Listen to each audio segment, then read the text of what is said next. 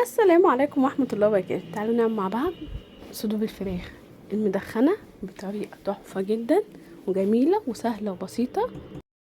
أهم حاجة إنها صحية وخفيفة، تنفع في العزومات، جميلة جدا. تعالوا معانا هنا مية بصلتين فرمتهم وصفيتهم وخدت المية بتاعتهم. هنضيف عليهم معلقة صويا صوص، معلقة دبس رمان، ومعلقة كاتشب، ومعلقة باربيكيو. بعد كده هنضيف فلفل اسود وربع معلقه ملح صغيره، عشان احنا حاطين صويا صوص ودبس رمان، الحاجات دي كلها فيها ملح.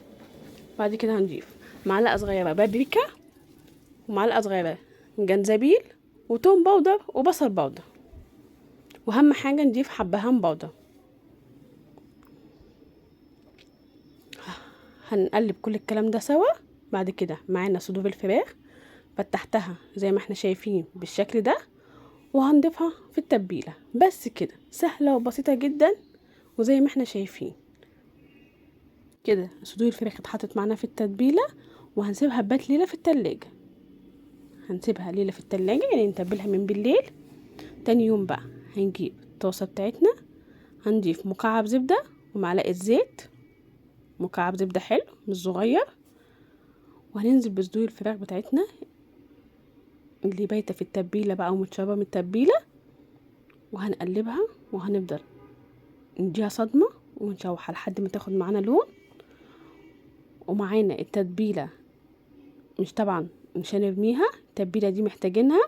هنفضل بفرشه ندهن بيها الفراخ طول ما هي بتاخد الصدمه وبتتحمر على النار.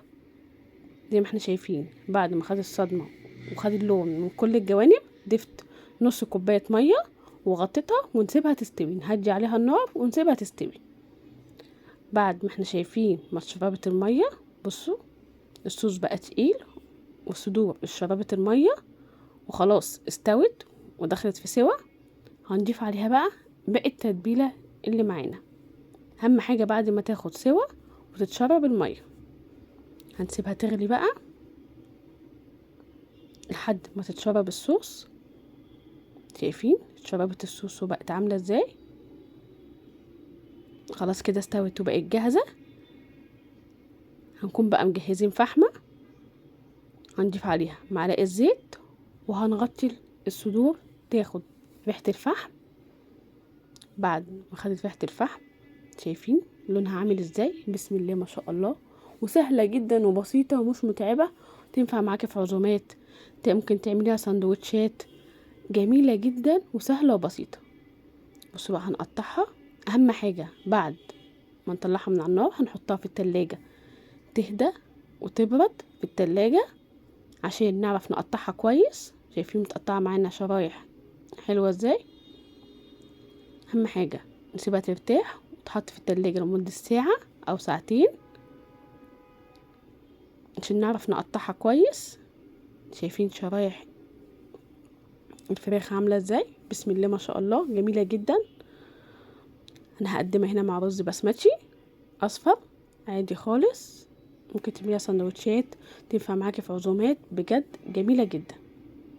عندك عيد ميلاد، مناسبه، تعمليها سندوتشات تبقى قيمه وحلوه. اول مره تشوفونا متنسوش نعملنا لايك وشير وسبسكرايب وفعلوا الجرس عشان يوصل لكم كل جديد، واشوفكم فيديو جديد ووصفه جديده. ما بسط الكل، والسلام عليكم ورحمه الله وبركاته.